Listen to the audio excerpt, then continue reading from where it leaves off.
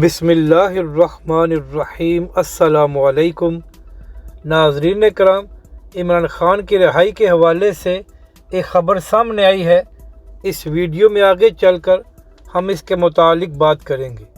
پہلے ہم بات کرتے ہیں کہ جو سپریم کورٹ نے دوبارہ الیکشن کرانے کا حکم دیا ہے، تو ناظرین کرام معاملہ یہ ہے کہ بلوچستان PB-50 کے حلقے کے کچھ پولنگ اسٹیشنز پر الیکشن کمیشن نے دوبارہ الیکشن کرانے کا اعلان کیا تھا، جس کو سپریم کورٹ میں چیلنج کیا گیا اور کہا گیا کہ اس پورے حلقے میں ہی دوبارہ انتخابات کرائے جائیں۔ تو ناظرین کرام، سپریم کورٹ میں اس کیس کی سماعت ہوئی ہے اور سپریم کورٹ نے فیصلہ دیا ہے کہ اب PB-50 بلوچستان کے پورے حلقے میں انتخابات ہوں گے۔ اب بات کرتے ہیں کہ جنرل فیض حمید صاحب کے لیے کیا بری خبر سامنے آئی ہے۔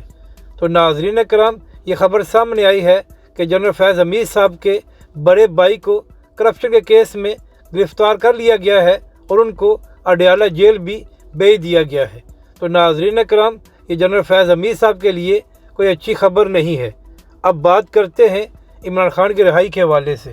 تو ناظرین کرام، پچھلے کئی مہینوں سے عمران خان صاحب جیل میں ہیں اور ابھی تک ان کی ضمانت نہیں ہوئی اور مختلف کیسز میں عمران خان صاحب کو 30 سال سے زائد سزا ہو چکی ہے۔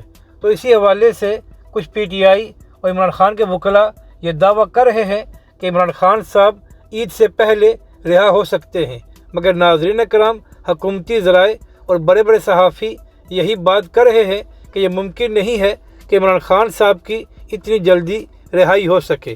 تو اب دیکھنا یہ ہے کہ کیا عید سے پہلے عمران خان صاحب رہا ہوتے ہیں یا صرف PTI کے کارکنوں کو خوش کرنے کے لیے یہ خبر چلائی گئی ہے۔